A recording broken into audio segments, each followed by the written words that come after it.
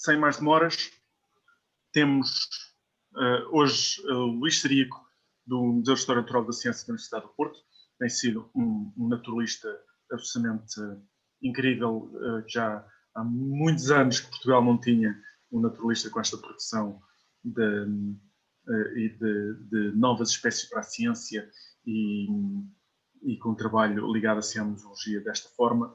Portanto, muito obrigado, Luís Sarico. Aprecio muitíssimo o trabalho que tens feito a nível da ciência e agradeço, obviamente, o facto de estares aqui a falar connosco. A audiência toda tua.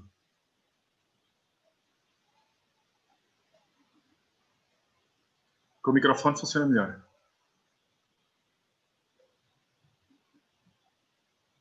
Exato. Estão-me a ouvir? Pronto, agora sim. Agora sim. Otávio, obrigado pelo teu convite e pela tua introdução. Eu devo dizer que o Otávio é um tipo super exagerado, por alguma razão foi trabalhar com dinossauros, né? E toda esta apresentação é exagerada. O meu nome é Luís Sarico, eu sou neste momento o investigador e coordeno o Departamento de Investigação e Coleções do Museu de História Natural e da Ciência da Universidade do Porto. Tenho uma ligação ao Otávio já há bastante tempo, ainda para mais fomos formados na mesma casa, somos os dois frutos da Universidade de Évora e depois subimos um bocadinho cá para cima, eu vim para o aeroporto, o Otávio ficou pela terra natal dele. A minha apresentação hoje vai focar um bocado uma ligação entre o que é os museus de História Natural nos dias de hoje e o que é a importância que estes museus têm para a descrição de novas espécies. Esta apresentação é, em parte, feita num conjunto de slides que vocês vão perceber que foram adaptados de várias outras formações que eu tenho dado, entre os quais um curso que eu desenvolvi aqui no Museu de História Natural da Universidade do Porto, que chama-se Descrever Novas Espécies para a Ciência, que é algo que faltava em Portugal e mesmo na Europa há poucos cursos, e é um pouco isso que vos vou falar hoje. Eu espero que não seja uma maratona muito grande, porque de facto tenho aqui alguns slides, mas penso que vai ser interessante para vocês. Queria também, desde já, dizer que aprecio bastante estar aqui convosco. Eu sou filho de uma professora de Biogeo também.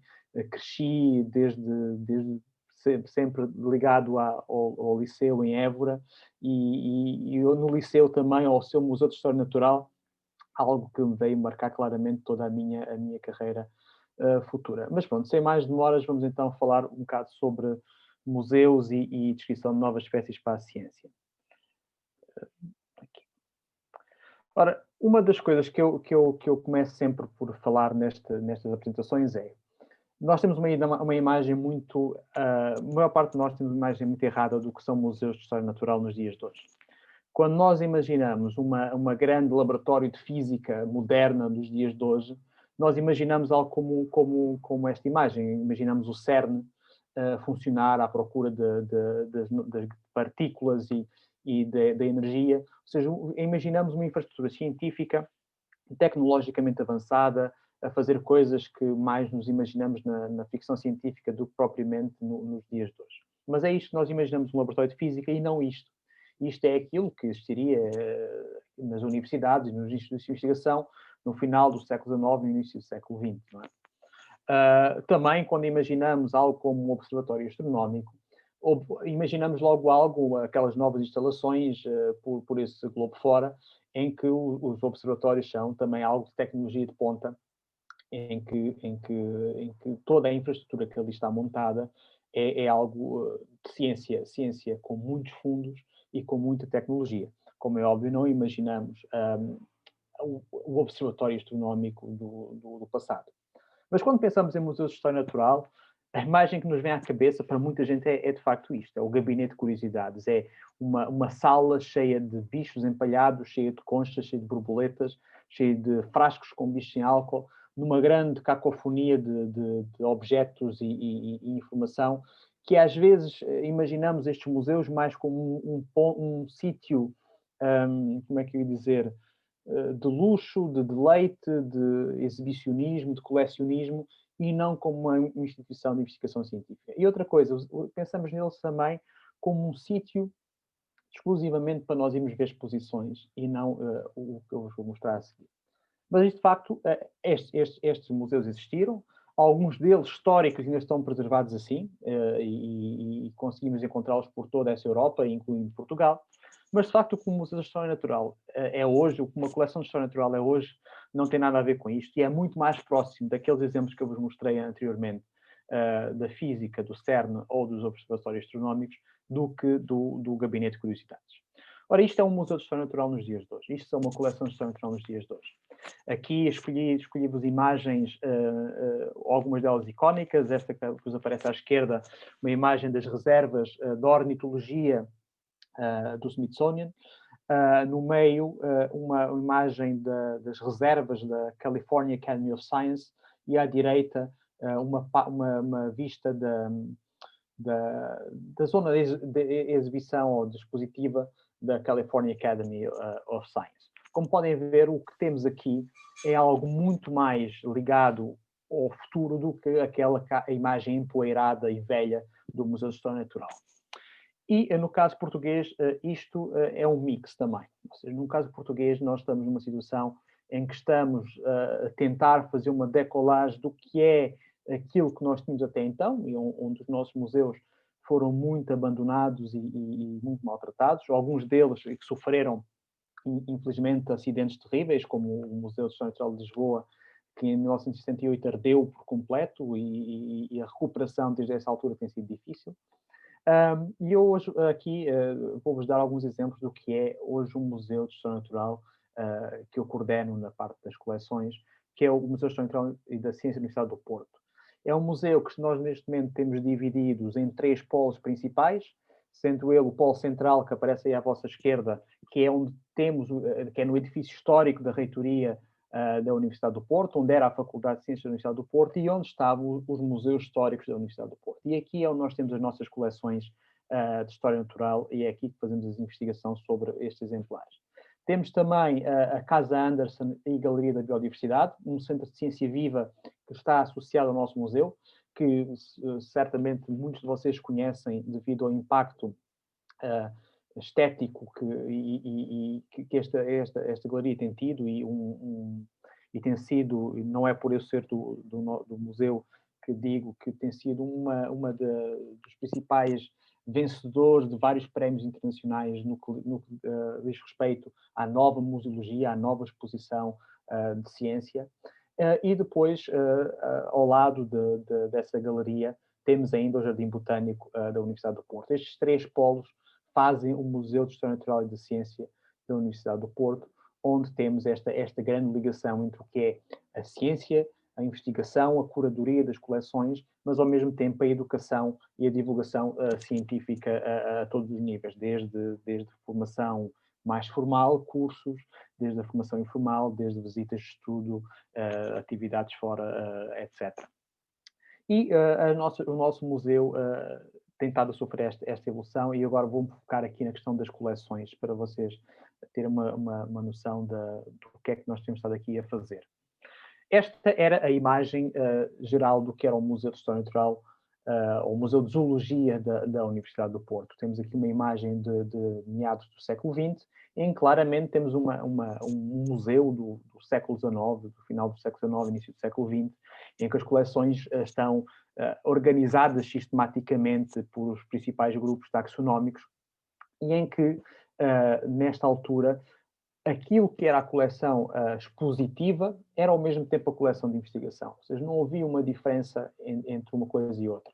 Estes exemplares que aqui estavam expostos para todo o público que viesse ver, se fossem escolas, fossem estudantes da universidade, fossem curiosos, que pudessem vir aprender sobre estas peças, mas ao mesmo tempo, se algum investigador precisasse de estudar este exemplar, era este exemplar que se tirava para sucesso. Isto era um mix, era uma reserva visitável, basicamente. Ora, esta sala ainda hoje existe, já não tão cheia como está, é uma sala que nós estamos a recuperar para que ela se mantenha para o futuro como uma imagem histórica, quase como um museu de museu, mas o que de facto as nossas coleções de zoologia hoje parecem-se mais com isto. As coleções de zoologia estão elas todas organizadas numa reserva, organizadas sistematicamente, de uma forma que mais parece uma biblioteca do que parece propriamente aquela imagem do museu atafolhado de material. Tudo isto que eu vos estou a mostrar aqui são fileiras dos nossos armazéns compactos, como se vê nas bibliotecas, onde nós temos todas estas peças guardadas, com toda a informação a ela associada, para que, quando algum investigador precisa de vir consultar estes exemplares, nós, tal como uma biblioteca, sabemos exatamente onde é que vamos buscar.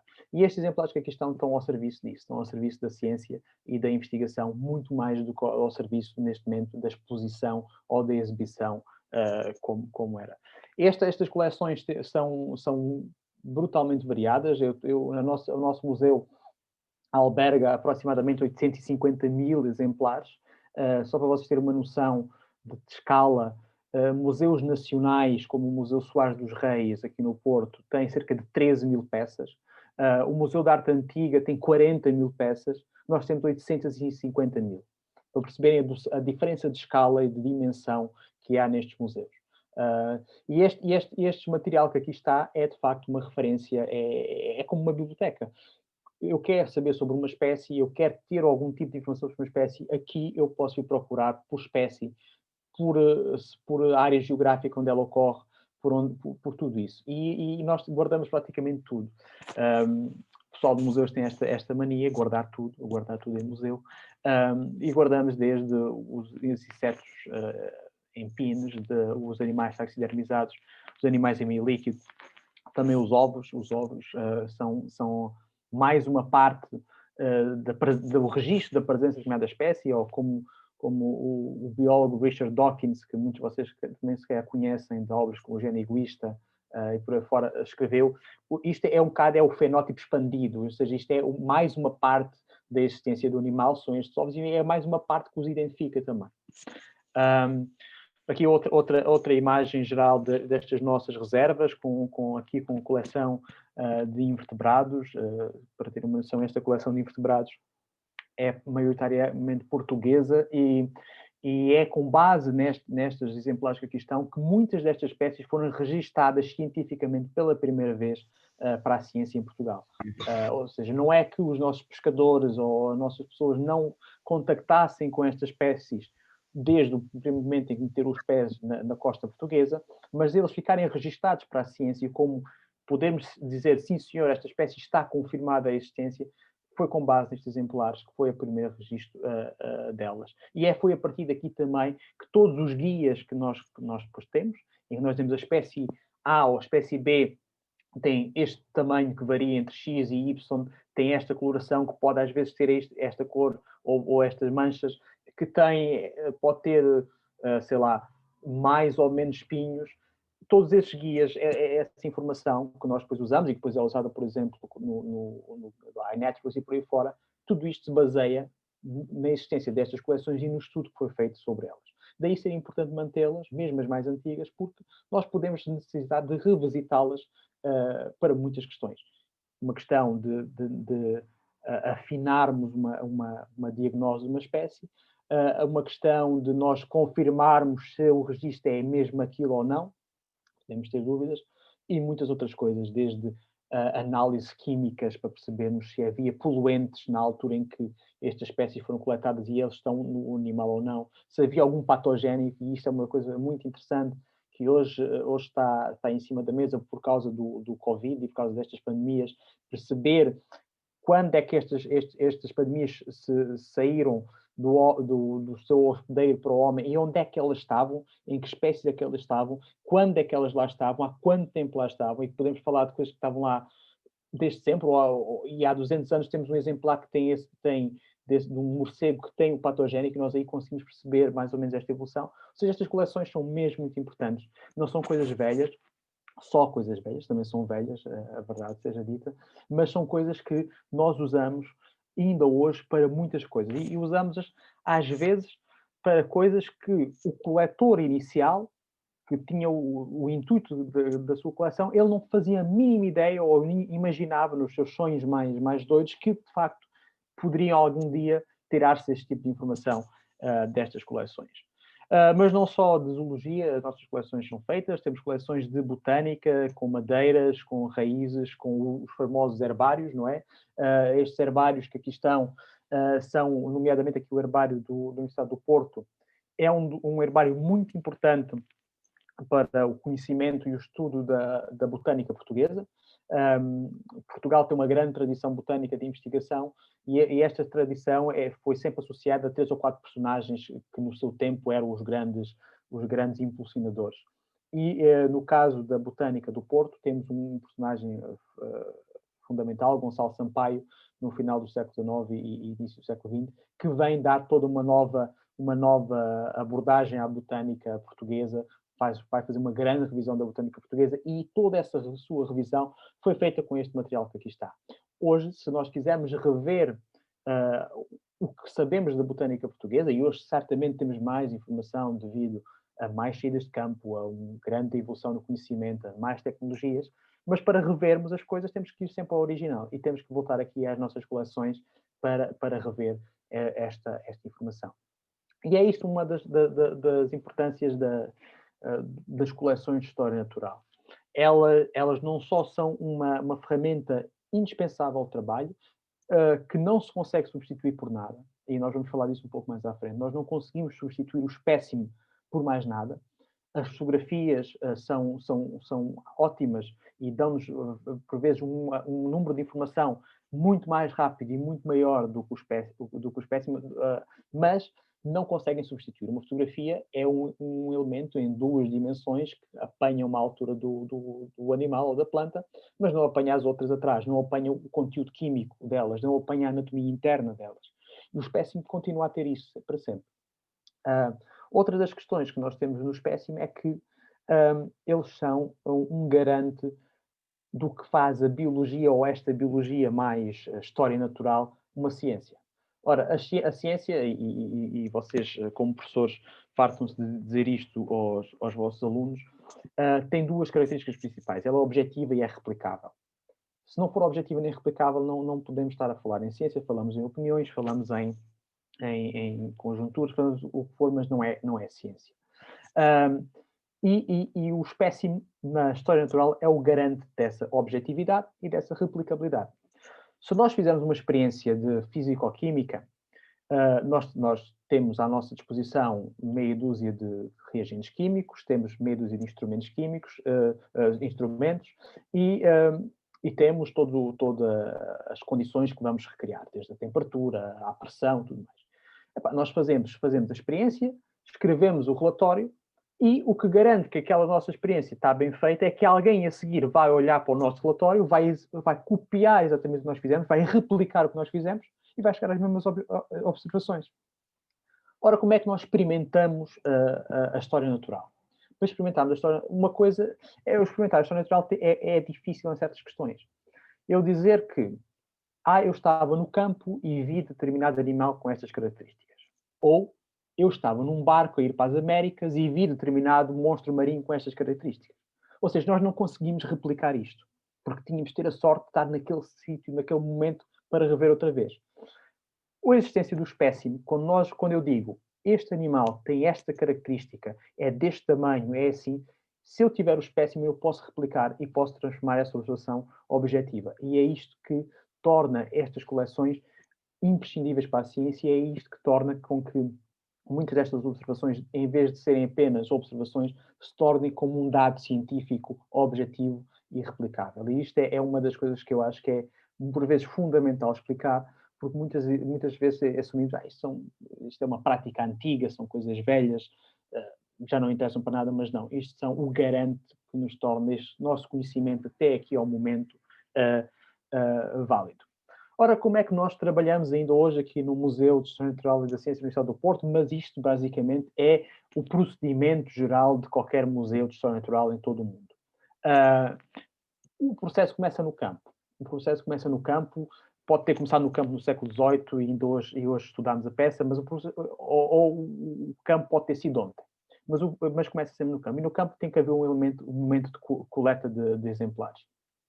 Esses exemplares vão entrar para o museu, e esta coleta, vamos falar a seguir como é que ela é feita e como é que as diferentes tipos de coletas que há. Estes exemplares vão entrar para dentro do museu e quando entram dentro do museu vão ganhar toda uma roupagem científica diferente. Elas vão ganhar um número de catálogo que os identifica e ficamos, aquele número fica sempre associado àquele exemplar, que vai permitir a futura comunicação com o outro, não é? Eu vi esta característica no exemplar número tal, para que alguém que venha de fora, eu quero ver o exemplar número tal, ou seja, é catalogado. Estas coleções entram para bases de dados não nada diferentes do que é a base de dados do iNetflix, por exemplo. Usamos o mesmo código de base de dados neste momento, que é o Darwin Core, que é uma linguagem que permite que os nossos dados do História Natural e os dados da Citizen Science sejam lidos da mesma maneira, com a diferença que um, de facto, é a observação humana e outro é a observação com base em espécie. Mas entram nestas bases de dados que vão em todas entrar para o tal GBIF que a Patrícia falou há bocado, que é essa base de dados internacional que agrega todos estes dados. No museu, eles também são preparados, não é? Porque muitas vezes estes animais ou plantas vêm do campo em bruto, não é? E quando chegam ao museu têm que ser trabalhados, fixados, arranjados para que se preservem para as gerações futuras. Também são tratados os aspectos legais e burocráticos, que temos que tratar, desde toda a questão dos permits, toda a questão da legalização, toda a questão de pedido de certificação de que o animal não veio de caça ou algo assim do género, e faz-se uma identificação taxonómica pelos expertos do museu. Quando o espécime entra nas coleções, pode ter dois caminhos imediatos. Ou vai diretamente para a parte da investigação, em que alguém está ativamente a trabalhar no grupo e então o animal saiu do campo, entrou na coleção e vai ser investigado, ou então esse exemplar pode ir para as reservas. Porquê? Porque naquele momento ninguém está a estudar aquele grupo, ou o que quer que for, e o exemplar vai para as reservas. Mas ele, ao fim de contas, vai acabar lá sempre nas reservas, e é nas reservas que ele vai ficar disponível para o futuro. Para a investigação, para a formação, para exposições, para empréstimo, para tudo. Ou seja, ele vai ficar aqui. Este é o ciclo de vida do museu. Sempre com este objetivo de que ele fique para cá para que continue a ser usado no futuro. Pronto, com isto, acho que consegui fazer-vos um bocado uma ideia geral do que é o trabalho em ambiente de museu, o que assumo que para alguns possa ser uma novidade, outros talvez não, mas muitos estão habituados aos museus dos liceus, que a certo ponto estes museus às vezes eram muito parecidos aos museus nacionais, porque em determinada altura estavam muito imóveis, não é? Mas, de facto, um trabalho em museu nos dias de hoje é isto. Isto é o que o Otávio faz também. O Otávio faz exatamente o mesmo que eu estou a apresentar aqui, em que a única diferença é que ele coleta fósseis e nós coletamos animais, plantas, fungos, por aí fora. Mas todo este esquema é o mesmo. Este esquema do museu aqui do Porto é o esquema que o Otávio vai ter no Museu da Lourinhã, que os americanos têm no Smithsonian, que o British Museum no Reino Unido tem. Ou seja, isto é a prática geral dos museus. Com isto, vou-vos falar agora de um tópico que eu acho que é fundamental e que se enquadra aqui no tópico da formação que o Otávio está a dar, que é sistemática, ou seja, a importância destes museus para a sistemática. Ora, se há uma coisa que não se pode fazer, que é impossível fazer sem recurso a coleções de museus, é a descrição de novas espécies para a ciência. Sejam elas do que for, sejam elas de uma pequena mosca, sejam elas de um dinossauro, de uma baleia, de um réptil, de um anfíbio, do que quer que seja. Tudo isto só é possível ser feito em museu e com museus. E vou-vos explicar porquê. Vou-vos dar então aqui um crash course em descrição de novas espécies para a ciência e acho que isto corre bem se no fim disto alguém quiser vir descrever uma espécie comigo. Vamos então falar um bocado sobre isto. Pronto, não liguem à data, que isto era do curso que eu dei o ano passado, mas que eu vou repetir este ano, se me deixarem, com a Covid, mas vamos pegar um bocado aqui nesta versão mais pequena. Ora, descrever espécies para a ciência é algo que está no sonho de muitos biólogos, é algo que por vezes as pessoas pensam que é algo impossível de fazer, ou que já está tudo escrito, ou que implica muitas permissões, ou implica saber-se, ser-se um expert a nível mundial, ou tudo isso. Algumas coisas são verdade, é preciso ter algum conhecimento sobre os grupos em questão, mas descrever novas espécies para a ciência é uma prática comum e que nós fazemos ainda hoje na ciência. Aliás, apesar de tudo, apesar de quem descreve estas espécies serem geralmente taxonomistas, que é um grupo particular dentro dos biólogos, que são aqueles que descrevem novas espécies, perdão, os taxonomistas estarem em extinção, porque a taxonomia, os museus e a descrição de novas espécies, por vezes, ser posta um pouco de parte dos programas atuais de financiamento e tudo mais. A biologia teve um shift muito grande para outras áreas e estas áreas têm sido um pouco mais deixadas de lado. O facto é que nós hoje descrevemos mais espécies do que sempre descrevemos na história da ciência. Há um pico de descrição muito grande. Isto deve-se a vários fatores, deve-se a sermos mais pessoas no geral, não mais, em porcentagem não somos mais taxonomistas, mas somos mais no geral. E dá-se também ao facto de hoje muitos destes taxonomistas estarem baseados, serem naturais de países com grandes hotspots de biodiversidade, como é a América do Sul, por exemplo, onde a biodiversidade é brutal, está muito incompleta em termos de descrição, e hoje, comparativamente ao que era o século XIX, países como o Brasil, como a Argentina, têm uma estrutura académica muito maior e que faz com que haja muitas pessoas a trabalhar a sua biodiversidade, e daí a descrição de espécies ser hoje um nível muito, muito superior do que era no passado. Mas as pessoas ainda continuam a achar às vezes que é uma coisa assim de rara ou de poucas pessoas. Neste slide eu queria vos apresentar dois livros que eu acho interessantes para quem gostar do tópico. Um deles é muito maçudo mesmo, que é o Describing Species, de 1999, que basicamente é um manual de como descrever espécies. É um manual que apanha tudo o que é os passos principais para descrever uma espécie e que é, até ao momento, a única coisa que há, basicamente, o manual do como descrever uma espécie. Foi um bocado este livro que me levou a fazer este curso e que me está a levar a escrever um livro em português sobre este tópico.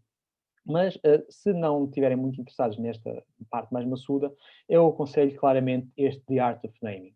É um livro recente, escrito pelo curador de entomologia, ou seja, de insetos do Museu de Berlim, e que é um livro muito quase romance, em que ele conta as histórias de como é que se descrevem espécies, e é fantástico para quem quer saber os meandros desta ciência. Mas ele próprio dizia isto neste livro, que é um livro que saiu em 2018, a versão inglesa, que havia muito pouca informação sobre como descrever espécies nos dias de hoje, para além deste tal livro da Judith Winston, 99, que eu vos trago aqui. E isto foi um bocado o que me motivou a criar esta formação mais para falantes de português, mas quando eu falo de falantes de português não me esqueço que o português é falado daqui a Brasil, a Angola, a Moçambique, a São Tomé e por aí fora.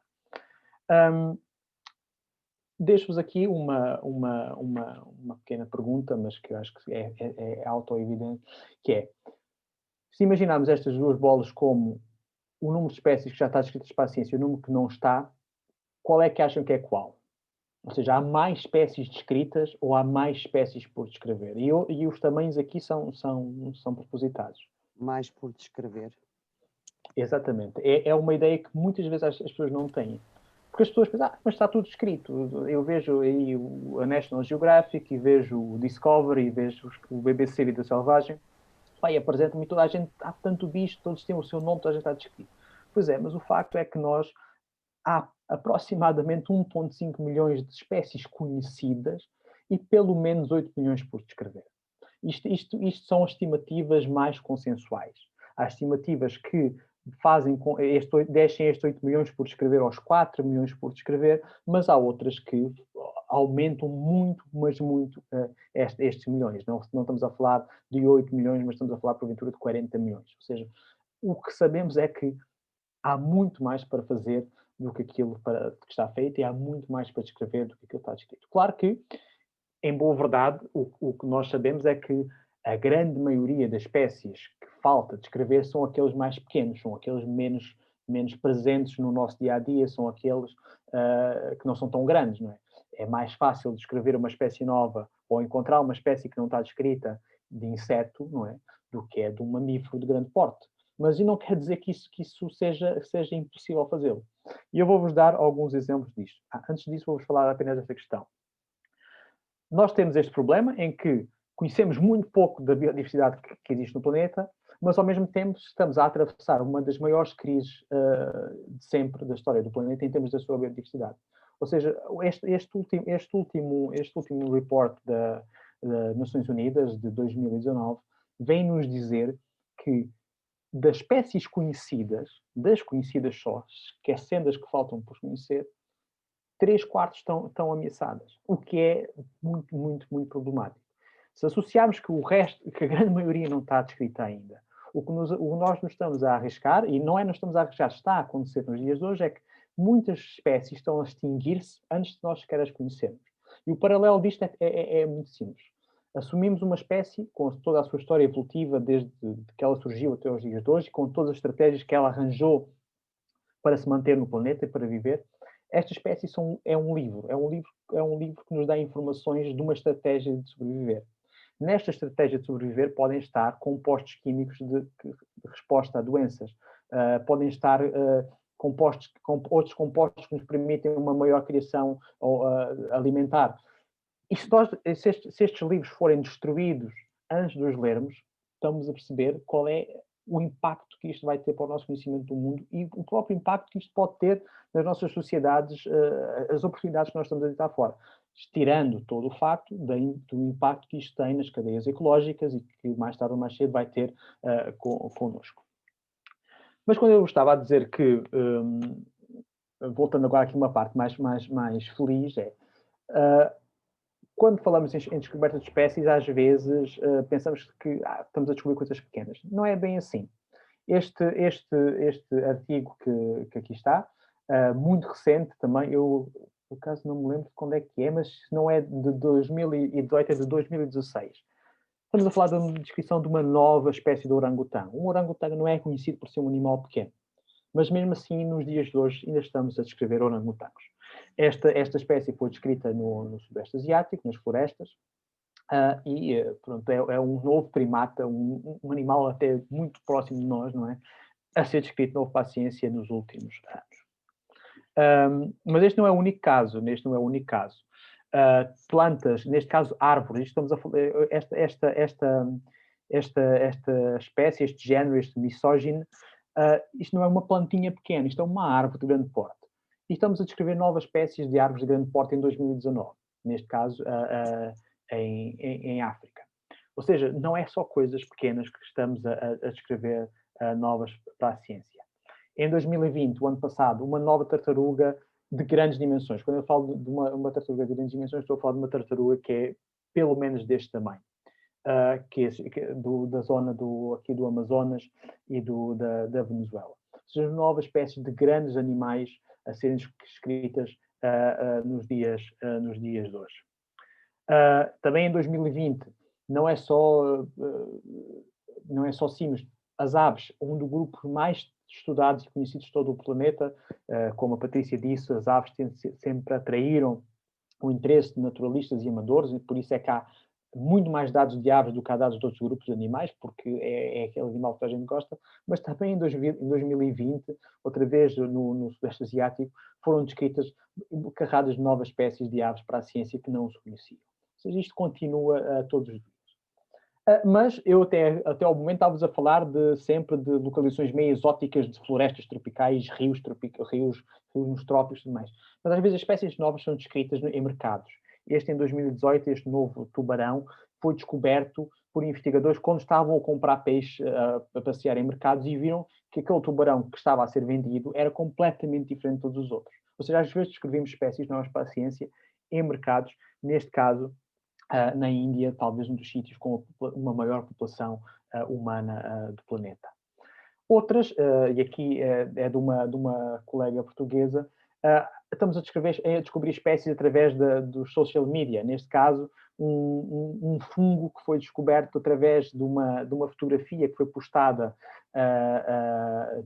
penso que foi no Instagram ou numa destas redes sociais, e em que foi a partir daqui que os investigadores viram que estava aqui uma nova espécie. Ou seja, às vezes conseguimos encontrar espécies novas muito mais próximo de nós e sem precisar de grandes expedições do que nós imaginamos. Outro caso, Deixa-me só acrescentar que neste caso uma das autoras vai falar amanhã nesta mesma sala. Portanto, são convidados a aparecer. A Ana Sofia, que é também uma taxonomista portuguesa que se tem dedicado muito ao estudo de invertebrados das cavernas. Pronto, e aqui este, de facto, é um trabalho excepcional que nos mostra que até nos social media nós vamos apanhar coisas novas para a ciência. Mas estamos também só a falar agora em sítios longe, o mercado na Índia tem, mas aqui os nossos colegas da Universidade de Évora, o ano passado, ali na zona do sudeste alentejano, onde muitos de nós vamos passar férias, há espécies novas de plantas a ser descobertas. Ou seja, não é só lá fora, nos sítios mais tropicais e exóticos, que nós descobrimos novas espécies. E em 2014, talvez num dos sítios mais amostrados do mundo, nos sítios com uma maior pressão humana, nos sítios onde o número de investigadores, de cientistas, de doutorados seja maior em percentagem em termos mundiais, se continuam a encontrar novas espécies de vertebrados. Neste caso, uma rã descoberta à volta de Nova Iorque. Se algum de vocês conhece Nova Iorque, ou conhece toda aquela zona ali à volta, Nova Iorque está numa zona meio pantanosa, à volta há muitas zonas pantanosas, e esta espécie andava aos saltos por ali e só foi descoberta em 2014. Puxando para a lusofonia, este é um trabalho meu do ano passado, também em Luanda, uma cidade com 8 milhões de habitantes, nós fomos descobrir uma espécie nova para a ciência. Ou seja, estas coisas, nós continuamos a descobri-las, não são só coisas pequenas, não estão só confinadas às florestas tropicais inacessíveis, às vezes estão aos nossos pés. O que nós precisamos é saber olhar para elas e saber depois como trabalhá-las e como descrevê-las. Ok, vamos então começar no início deste mundo da descrição de espécies. Ora, o ser humano tem desde sempre lidado com os animais e plantas que o rodeiam e desde sempre houve tentativas de as representar, de as descrever, de as designar por motivos diversos, desde motivos de necessidade básica, de sobrevivência, económicos, médicos, etc. E nós fazemos isso desde sempre. Os povos locais, sejam eles os povos locais aqui em Portugal, em Trás-os-Montes, sejam os povos locais no interior de Angola, nas florestas da Amazónia, têm o seu dialeto, têm a sua forma de identificar as espécies.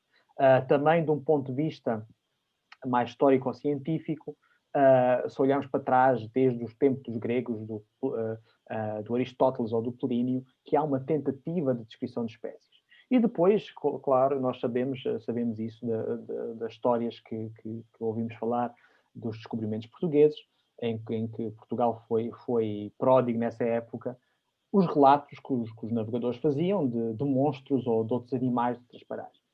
O facto é que, em termos científicos, essas observações ou estas descrições são interessantes, mas não têm validade de descrição de espécies. Nós começamos e temos o ponto inicial daqui é que começa a valer, basicamente, em Linneu.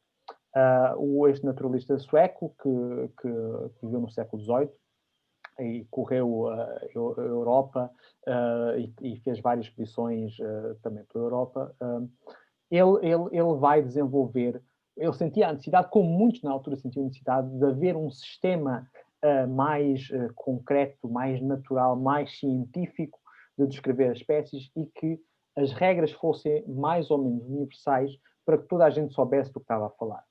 E é com o Sistema Natura, publicado em 1758, que isto se vai iniciar. Ele aqui cria as regras básicas para isto, e é a partir daqui que os nomes contam. Ou seja, Se nós formos à procura de nomes científicos ou de descrições de espécies, não há nada mais antigo que 1758. É a partir daqui que as espécies começaram a ser nomeadas.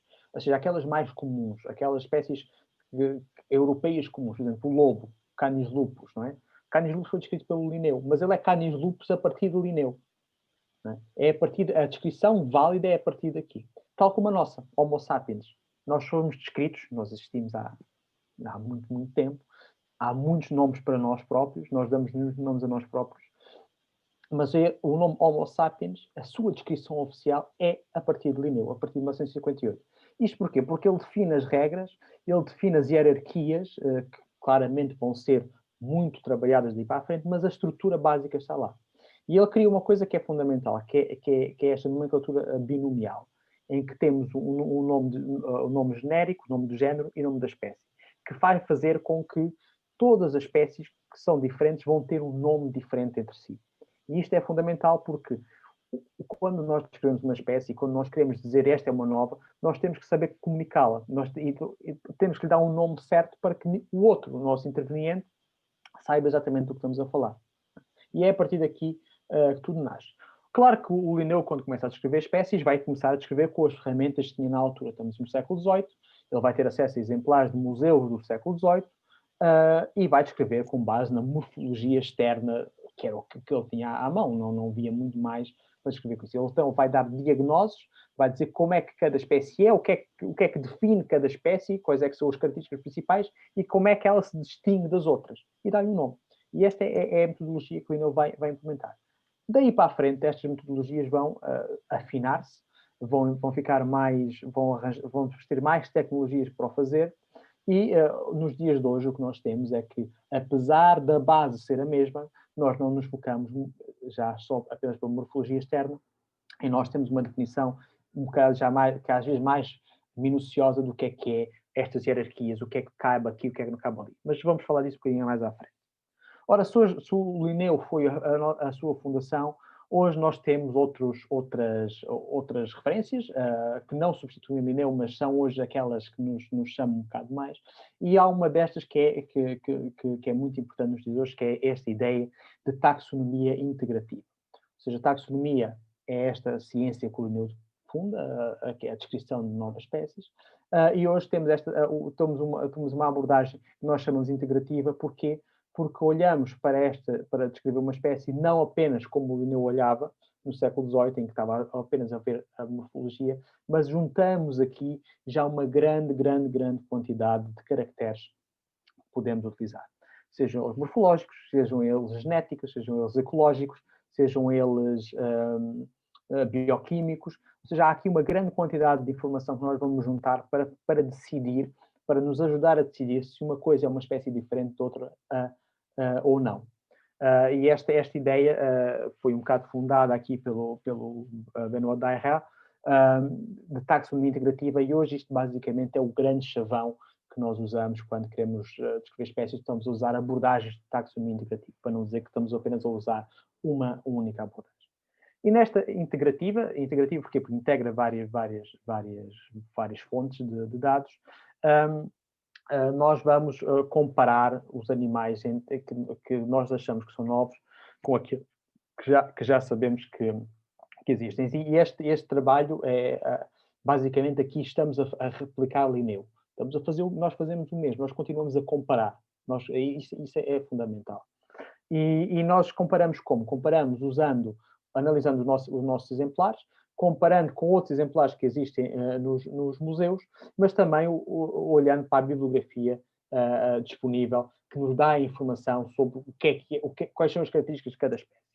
E aqui temos várias fontes de caracteres que nos podemos auxiliar, desde a morfologia externa à interna, aos dados genéticos e moleculares, a vocalizações e a outros, como a ecologia e por aí fora. Eu vou-vos dar alguns exemplos aqui de coisas mais simples, com uma tecnologia muito rudimentar, e coisas que estão a fazer também hoje, mas já com uma tecnologia muito avançada. Ora, para a morfologia externa, é talvez as características mais usadas e mais fáceis de usar de todas. Basicamente, o que estamos a fazer é a medir os animais por fora, a ver que tipo de ventosas têm ou não têm, que tipo de coloração tem ou não tem, se tem rugas, se não tem rugas, se as penas são deste tamanho ou daquele. Ou seja, estamos a medir o animal, a analisar o animal por fora, não é? Isto não difere muito do tempo do Linneu. Claro que talvez no tempo do Linneu para ele bastasse medir o tamanho total do animal, a altura e chegava. Hoje nós, para distinguir às vezes entre espécies, temos que andar a ir medir características cada vez mais específicas. E analisando isto caso a caso, grupos diferentes têm medidas diferentes que precisam ser vistas, não é? Para certos animais, as diferenças mais visíveis estão no tamanho das pernas, outros estarão no tamanho das antenas. Ou seja, cada grupo animal vai ter as suas características que são diagnosticantes ou não na morfologia externa. E basicamente isto é, eu posso mostrar a ferramenta máxima de alguém que faz morfologia externa, e eu tenho aqui a minha sempre, é o famoso caliper, que ainda hoje continua a funcionar como uma nossa ferramenta de trabalho. Às vezes esta morfologia não é só medidas, podemos estar a contar caracteres. Por exemplo, uma das coisas que faço muito quando eu trabalho com répteis é contar o número de escamas, não é? E aí é uma contagem ao microscópio, ou à lupa, ou às vezes à pista desarmada. Mas tudo isto que aqui temos é tirar informação da parte externa do animal. Quem diz o animal diz das plantas. E enquanto aquele exemplo que eu mostrei ali, estamos apenas a retirar medição a medição e depois faz as análises, comparações, o que quiser fazer, aqui é um exemplo já usando alguma tecnologia mais moderna, que é olhar para a forma das plantas, e analisá-la através do que é chamada morfometria. Agora, Otávio, ajuda-me aqui que eu perdi o nome disto. Esta morfometria, sim, mas como é que isto se chama em termos de computador? PCA. Sim, exato. Basicamente o que nós temos aqui é, nós temos a planta e nós marcamos, e aqui podia ser uma planta como podia ser um animal, e nós marcamos pontos na planta, aqui através de uma fotografia do espécime que tivemos em mão, ou às vezes mesmo no próprio espécime através de um marcador a laser, e o computador vai nos fazer análises estatísticas, nomeadamente os PCAs, as análises de componentes principais, que nos vai fazer a análise a dizer, ok, ela de facto é diferente aqui ou acolá, e dar-nos esta análise estatística muito mais sofisticada do que aquela análise que eu estava a fazer há bocado, que é medir e comparar, e dizer este é maior que este, vai daqui até ali. Ou seja, a morfologia externa continua hoje a ser uma ferramenta útil e que nós utilizamos na descrição de novas espécies. E cada vez mais estamos a olhar para a morfologia interna. Para alguns animais, este é o único caso possível, o caso dos fósseis. Não é? O Otávio, infelizmente, não consegue estudar a morfologia externa de um Tyrannosaurus rex, porque já só tem os ossos para estudar. Mas alguns dos meus animais, por fora, são tão parecidos que temos que recorrer à morfologia interna. E aqui vamos analisar os ossos, ou às vezes a parte dos órgãos dos animais. E aqui isto pode-se fazer de várias formas também.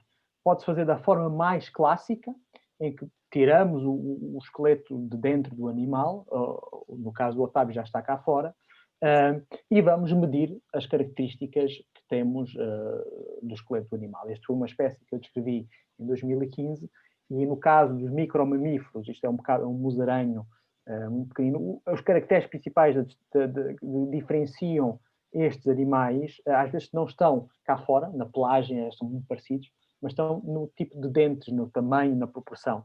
E aqui, de facto, eu tive que ir com a minha craveira, medir crânios internos e fazer as análises.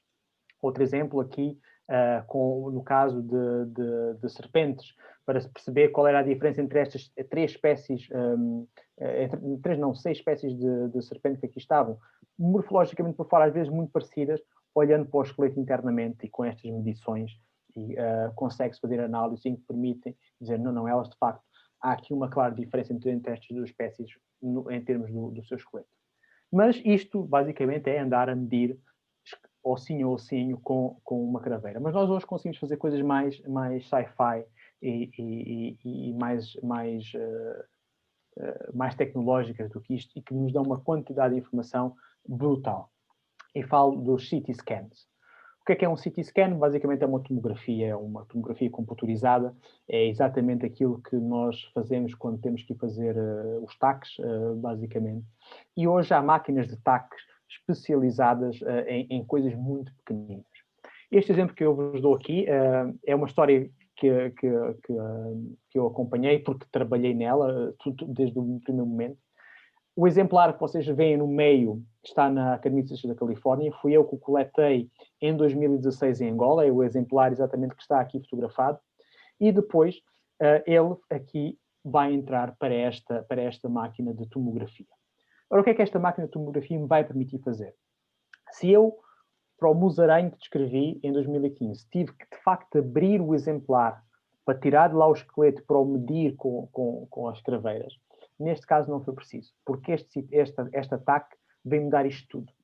Ou seja, este exemplar está intacto, continua exatamente igual, está no frasco, está preservado para o futuro, mas eu deste exemplar consegui tirar isto tudo. Consegui tirar o esqueleto, consegui fazer um foco ao crânio, consegui olhar para o ouvido interno, consegui olhar para o sistema de musculação do animal, consegui olhar para o sistema nervoso do animal, consegui olhar para o sistema linfático ou sanguíneo do animal, consegui olhar, por exemplo, aí para baixo, quando vocês podem ver, os parasitas que ele tinha ou não, consegui olhar o número de ovos que ele tinha, isto tudo através... Isto é morfologia interna, isto é caracteres que eu posso tirar daqui que me podem ajudar a decidir se uma espécie é diferente da outra ou não. Este caso que aqui está, nosso objetivo não era descrever uma espécie, era mostrar a tecnologia, mas eu tenho exemplos em que usei a tecnologia para descrever espécies novas. Um deles caso é este caso que aqui está. Foi um exemplar que eu apanhei em Angola também em 2016 e que vinha descrever em 2018. É um sapo sem ouvidos. Se calhar alguns de vocês viram essa notícia que foi amplamente difundida aí nos jornais pela característica estranha de sapo sem ouvidos, não é uma coisa que sai todos os dias na nossa comunicação social. Este animal eu apanhei e, de facto, quando olhei para ele, vi que ele não tinha tímpano, que é uma característica rara nos anfíbios, ou rara na maior parte dos anfíbios, mas que alguns de facto, evoluíram assim. Os seus ancestrais tiveram tímpano, mas eles vieram a perder. E este caso, para dentro deste género, era o único que não tinha. Mas eu fiquei desconfiado. Assim, ok, o exemplar, olhando por fora, eu claramente via que ele não tinha tímpano. Mas eu tinha uma dúvida. Será que não tem tímpano por fora por teve alguma mutação, teve ali alguma ferida e aquilo desapareceu? Comecei a ver que todos os exemplares não tinham. E então fui mais a fundo. Como dissecar um bicho deste para chegar ao crânio para ver o ouvido interno, para além de destruir o exemplar, tinha que andar com uma minúcia com muito cuidado, com uma pinça. Fizemos CT scan e basicamente isto deu-me isto. Este animal que vocês veem aí, o esqueleto que está à vossa esquerda é o esqueleto deste animal todo ele dissecado. E em baixo conseguem ver as diferenças entre o primeiro exemplar, que é o que aqui está, é esta espécie nova, e as outras espécies deste grupo, em que falta-lhe aqui o mecanismo do ouvido interno, e permitiu-nos mostrar que era uma espécie nova. Isto usando morfologia interna para descrever uma espécie nova. Este caso é parecido, foi descrito também por mim e pela minha esposa, este foi em 2019, também uma espécie de Angola, e em que, para nós chegarmos à morfologia interna e para as características internas do animal, também fizemos o CT scan para perceber se havia diferenças na armadura óssea. Estes são lagartos com uma armadura óssea muito marcada, se havia diferenças na armadura óssea destes animais. Então nós recorremos a esta morfologia interna para comparar entre a nossa nova espécie e as outras espécies conhecidas da região, para ver se havia diferenças ou não. Mas lá está, continuamos sempre, isto é a mesma história. Há diferenças ou não há diferenças? E estas diferenças são consistentes e diagnosticantes ou não. Claro que todos estes dados a seguir, nós colocamos isto tudo online. Estes dados é importante que alguém vá rever se tiver dúvidas e no caso destes ataques, nós colocamos todos neste site, que é o More4Source, e que qualquer pessoa pode ir brincar com o esqueleto que ali está, pode ir fazer o que quiser com ele, pode ir tirá-lo para fazer análise, pode simplesmente vê-lo a rodar no site, pode tirá-lo e fazer impressões 3D para usar nas aulas, para usar para o que quiser. Toda esta informação nós colocamos depois também online. E passamos aqui agora para outro grupo muito usado nos dias de hoje. Também o Linneu não podia usar, o Linneu não sabia o que era DNA, nem imaginava o que era DNA, mas nós hoje temos dados genéticos. E os dados genéticos permitem-nos também fazer esta separação das espécies. Os dados genéticos, basicamente, temos que imaginar isto como outro dado qualquer, só que simplesmente são menos passíveis de má interpretação, porque eles são basicamente o código daquele exemplar.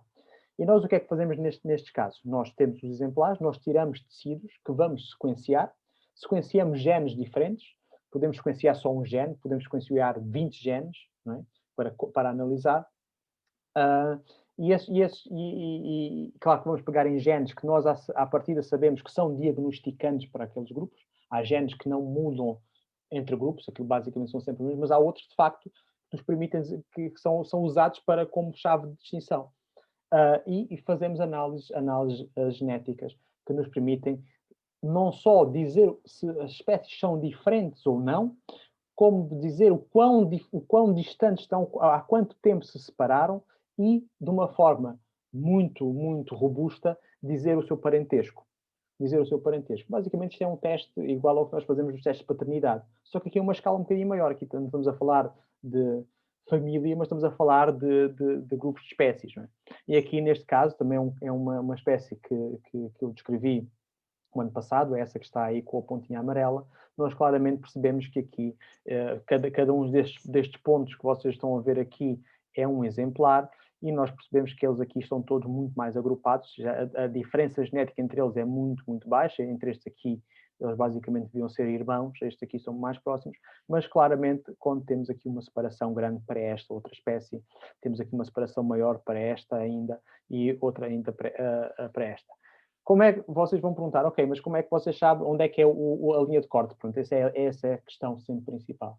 E as linhas de corte, vamos falar um bocadinho a seguir, tem tudo a ver com o que é o nosso conceito de espécie, com onde é que nós pomos o limite, onde é que uma espécie é uma, onde é que uma espécie é outra. Mas vamos falar já disso diretamente a seguir. Neste caso aqui, ajudou-nos na descrição outra coisa. Alguns animais vocalizam. Não é?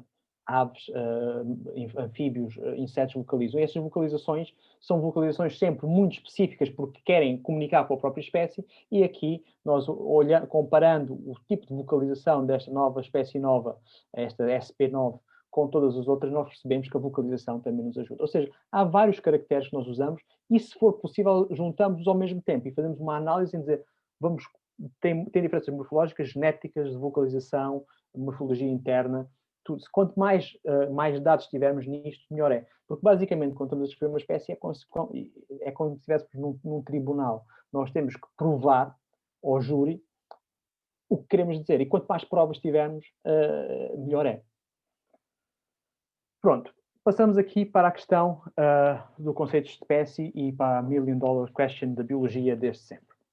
É importante relembrarmos que falamos da evolução do Darwin, falamos sempre da teoria da evolução, processo natural, tudo mais, mas o título do livro é A Origem das Espécies, e aqui a espécie é o ponto fulcral. Ora, esta questão, e o próprio Darwin fala sobre isso, o próprio Darwin não tem uma noção, ou tem dúvidas onde é que começa e acaba uma espécie. Ele acaba por dizer que a forma mais ajuizada de dizer isto é assumirmos o que é que a maioria dos experts ou dos especialistas de determinado grupo assumem o que é uma espécie. O facto é que essa dúvida mantém-se até aos dias de hoje.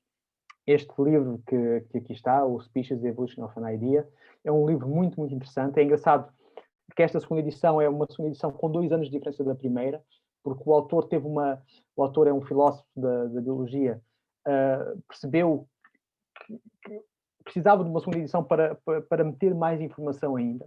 E ele aqui lista mais de 18 conceitos de espécies diferentes, em que nenhum está errado, nenhum está mais certo que o outro, mas há pelo menos 18 a correr a conceitos de espécie. E, porventura, até há mais, para percebermos qual é a diferença. Aqui o problema é sempre, o que é que nós definimos como uma espécie? Qual é o limite que nós colocamos? Porque é que estas duas são espécies diferentes? Porque é que isto aqui são variedades da mesma espécie? Onde é que fazemos a linha de corte e como é que fazemos a linha de corte é fundamental. E estes conceitos de espécie foram criados para nos ajudar a escolher. Ora, há o conceito morfológico de espécie, que é o mais antigo, é o usado pelo Linneu, em que basicamente eram os grupos de animais que, de uma forma mais morfológica, diferiam entre si. Mas, quer dizer, isto é bastante subjetivo. E tinha um problema a lidar com variações intraespecíficas, porque nós sabemos que dentro da nossa própria espécie há diferenças intraespecíficas grandes, não é? Temos pessoas com 2 metros e tal, temos pessoas muito pequenas. Temos tez de cor completamente diferentes na nossa pele. Ou seja, como é que nós jogamos com tudo isto? E tinha outro problema que era lidar com morfologias convergentes. Há coisas que são às vezes muito, muito parecidas, mas de facto são coisas diferentes, apesar de serem parecidas. E não entrava aqui a questão da reprodução. Para não falar também que este conceito morfológico de espécie é problemático noutro aspecto. É que o conceito morfológico de espécie, se nós apanharmos determinadas aves, ou uma borboleta, não é? Se a apanharmos a sair do casulo, ela é completamente diferente do que vai ser a seguir. Ou seja, se formos só pela morfologia, elas são coisas diferentes. Ao longo da vida, os animais também mudam. Por isso, este conceito morfológico é muito, muito fraco. Era o inicial, muitos naturalistas usaram, mas é muito, muito, muito fraco. Começámos a ter um outro conceito, que é o conceito nominal de espécie, que é uma espécie é o que o naturalista diz. Que é um conceito que muitas vezes às vezes diz, e às vezes diz a brincar, mas é um conceito problemático, porque, ao fim de contas, isto nega a existência de uma espécie. E as espécies, de facto, existem. Elas são unidades reais da natureza. E aqui, este conceito nominal é muito utilitário. As pessoas usam... vamos associar isto por espécie para que a nossa filogenia seja funcional. É um conceito que nega propriamente a existência da espécie. Mas podem ver aqui, já estamos a ter coisas completamente diferentes. Estamos a ter um que diz que sim, que é o bicho que são parecidos, são a mesma espécie, este aqui diz, isto é o que nós achamos que é. Depois temos um que é revolucionário, que é o conceito biológico de espécies do Ernst Mayr. É um conceito reprodutivo, é um conceito que mete a questão disto uma espécie é um grupo de indivíduos ou de populações que conseguem reproduzir-se entre si e deixar uma descendência fértil. Ora, na prática é um conceito muito interessante, um conceito bom, ninguém vai dizer que isto está errado. Mas se nós analisarmos isto de um ponto de vista prático, pragmático e científico, nós não conseguimos testar isto. A única forma de nós descrevermos uma espécie a dizer que ela se reproduz com aquela população e não se reproduz com outra, era se tivéssemos, peço desculpa, quase como umas casas de alterno das espécies e as metêssemos lá a tentar até que elas reproduzissem e este funcionou, este não funcionou. Isto, na prática, não conseguimos fazer. Nós vamos ao campo, apanhamos 3 ou 4 bichos, não vamos conseguir cruzá-los com os outros para ver se isto funciona ou não. Ou seja, na prática, este conceito falha no sentido em que depois nós não conseguimos comprová-lo na realidade. E o que acontecia é que muitas vezes que este conceito de biológico de espécie é usado, ele basicamente vai voltar a usar a base do conceito morfológico e são diferentes ou não são. E assumir, e sempre de uma forma de assumir, porque são poucos casos em que o naturalista observa na natureza a reprodução, que elas só se reproduzem entre si. E tem outro problema. E esse problema tem alguns grupos particulares neste caso. Eu tenho um colega meu, também colega do Otávio, também da Universidade de Évora, que tem estado a fazer um trabalho brutal sobre a taxonomia de carvalhos, género Quercus em Portugal, Carlos Villaviçosa. E o género Quercus, nós conhecemos das azinheiras, dos sobreiros, por aí fora, é talvez o grupo mais difícil em termos das plantas para estudar, porque tem um problema, aquilo tudo hibrida, e os híbridos mantêm-se e vão hibridizar com outros, ou seja, não é aquele conceito específico. Hibridizam, os híbridos são estéreis. No caso do Quercus não é assim. E nós vamos apanhar exemplares que são de espécies diferentes, mas hibridizam, formam novos híbridos que vão hibridizar com outras coisas. Ou seja, aqui este conceito bloqueia de imediato, porque há espécies que de facto conseguem fazer estas hibridizações. Não são a maioria, mas conseguem. E nós, neste caso aqui, estamos a olhar para um género de árvores que ocorrem por toda a bacia do Mediterrâneo, que ocorrem nos Estados Unidos, ainda para mais são árvores muito conhecidas. Se nós temos este problema logo com este grupo, percebemos os problemas em que estamos com este conceito.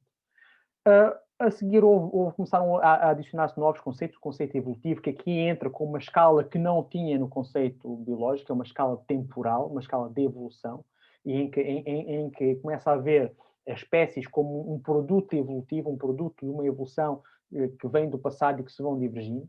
Este conceito evolutivo de espécie é a base dos conceitos que usamos hoje, mas ele tem vindo a ser refinado até aos dias de hoje. Temos o conceito filogenético de espécie, que basicamente é uma reaproveitamento, é uma nova versão mais detalhada do que é o conceito filogenético de espécie, em que começa a analisar aqui a questão dos caracteres ancestrais, os novos caracteres, e a partir de onde é que se fazem as separações, ou seja, é uma análise muito mais fina destes conceitos evolutivos. E depois chegamos àquilo que eu não posso dizer que é o melhor, mas digo que é o que eu uso no dia a dia, que é o conceito de linhagem geral, desenvolvido pelo Kevin de Queiroz, que é o curador dos anfíbios e répteis do Smithsonian. E esta ideia é exatamente isto. As espécies são linhagens que se vão dividindo ao longo do tempo e que nós temos que perceber qual é esta grey zone onde nós separamos as coisas. Mas basicamente continua a ser conceito evolutivo. Ou seja, o que nós dizemos aqui é uma espécie é um produto evolutivo com características próprias e que tem o seu trajeto independente evolutivo. Estes trajetos são muito fáceis de ver quando fazemos árvores genéticas, porque de facto os genes têm esta coisa. Na parte morfológica, às vezes é fácil ver, outras vezes não é tão fácil ver, devido ao facto de alguns caracteres morfológicos andarem para trás e para a frente, e nós não conseguimos perceber. Alguns deles parece que são mais próximos de um grupo, mas de facto foi simplesmente uma evolução convergente para ali apareceu. Passar aqui para o próximo slide. Pronto, chegamos ao conceito. Ok, temos as características todas, já acertámos qual é o conceito de espécie que queremos usar. Como é que agora damos o nome ao raio do bicho ou ao raio da planta? Ou seja, como é que isto vai funcionar? Vai funcionar de uma forma simples. É uma parte de estudo da biologia que afasta e assusta muita gente, porque a nomenclatura biológica é mais parecida a um texto de leis ou um texto de direito do que propriamente a um texto biológico ou científico, não é? São basicamente, há códigos de nomenclatura que nos dizem exatamente o que nós temos que cumprir. Apesar de serem muito grandes, e aqui podíamos passar horas a estudar nomenclatura, quando nós escrevemos uma espécie, nós temos que cumprir meia dúzia de regras gramaticais. O nome convém ser latinizado, tem que estar em conjugação com o próprio... convém estar em conjugação com o nome do género, ou seja, se o género é feminino, o nome da espécie deve ser feminizado, se o nome do género for masculino, deve ser masculinizado. Regras puramente do latim. E basicamente temos que ter atenção é que quando escrevemos uma espécie nova, o nome novo que lhe estamos a dar não pode ter sido já usado por outra espécie desse género. Porque lá está, nós queremos claramente é que ele seja que seja fácil a comunicação com o outro, não vou estar a meter o mesmo nome igual à outra pessoa, não é? Basicamente, era o mesmo que vocês terem dois alunos na mesma turma com exatamente o mesmo nome, vocês chamavam um, os dois respondiam, e aqui temos que fazer exatamente a mesma coisa, os nomes têm que ser diferentes. Claro que este código é muito grande, porque nos quer ajudar a resolver problemas que possam ter sido criados ou dúvidas que possam aparecer, mas basicamente é isso. Quando nós descobrimos uma espécie, temos que lhe dar um nome, esse nome convém ser latinizado, seguir meia dúzia de regras do latim, e ser junto à espécie. Ora, aqui há várias, eu posso-vos mostrar, há o código nós temos um código para a zoologia, e temos um código para as plantas, para os fungos e para as algas, e temos um código para os procariotes. Tudo isto é nomeado, tudo isto é descrito, tudo isto ganha nome. No caso, por acaso foi uma dúvida que há uns anos tive e perguntei ao Otávio, o pessoal da paleontologia vai usar os mesmos códigos que nós. Simplesmente, se o Otávio descobrir uma planta nova para a ciência, ele vai usar o código da botânica. Se descobrir um dinossauro, vai usar o código da zoologia, porque é um animal. E nós aqui, quando descrevemos a espécie, depois é um bocado, e é uma pergunta que me fazem sempre, que é, como é que tu escolhes o nome? E a resposta é tão simples como eu quiser. Basicamente, não tem nenhuma obrigação de o fazer. E podemos fazer o que quisermos. Basicamente, podemos descrever uma espécie e dar-lhe o nome, o epíteto específico, como indicação do local. Por exemplo, eu descrevi já espécies de São Tomé e o género era Traquilepis e eu chamei Traquilepis tumense, porque para dar a indicação que aquela espécie só existia em São Tomé ou era de São Tomé. Mas podemos dar-lhe um nome à espécie devido a uma característica morfológica. Há muitas espécies, por exemplo, rubrum, ou nigrum, ou alba, para evidenciar, de facto, a característica morfológica ou de coloração que mais identifica aquela espécie. Como também há os casos dos patrónimos, não é? Em que nós damos o nome em honra de alguém. E esse alguém pode ser quem nós quisermos, não é? Pode ser o Otávio, pode ser a nossa mãe, o nosso vizinho, pode ser o nosso cão, pode ser o Charles Darwin, pode ser o Edward Wilson, pode ser o vocalista dos Metallica, pode ser quem vocês quiserem, basicamente desde que esse nome não tenha sido utilizado para mais nada e que seja latinizado de acordo com o género que está anteriormente. Ou seja, basicamente... E a boa prática não ser a nós mesmos. Exatamente, era o que eu ia dizer. Há uma regra não escrita, porque de facto não está escrita em absolutamente lado nenhum, mas é uma regra que todos nós, ou quase todos nós, seguimos, e quando alguém tenta fugir disso, geralmente leva com a comunidade em cima, que é não descrever em honra a nós próprios. O pessoal às vezes diz, agora tens o teu nome. Não, eu descrevi a espécie, ela não vai ter o meu nome, porque não é assim que funciona. Eu posso descrever em honra de outra pessoa pode escrever em minha honra, mas nunca fazer isto. Como é que chamamos isto? Isto é um resquício da prática no naturalismo gentleman que se tinha e que se manteve, e felizmente se manteve, que eu acho que é interessante. Mas lá está, tudo isto nós podemos fazer o que quisermos. Também, por exemplo, uma das espécies que eu descrevi, a primeira espécie que eu descrevi, chamei-lhe Crossidura fingui. Crossidura é o nome do género, fingui era o nome que as populações locais lhe usavam. Como fingui era facilmente latinizável, nem precisou de ser alterado, mais nada se chamava aquilo, eu próprio aproveitei o nome local e transformou-se também em nome científico. A última espécie que eu descrevi, Boedon mendesi, foi em honra do Luís Mendes, um naturalista português que trabalha em São Tomé, e é uma serpente de São Tomé, e descrevi em honra dele. Mas também já descrevi, por exemplo, espécies em honra de povos. De Angola, há algumas espécies que eu descrevi diógenes, elas ocorrem na zona de distribuição de determinados povos e ganharam o nome do povo. Uma delas recente, a Ligodactylus nhaneca.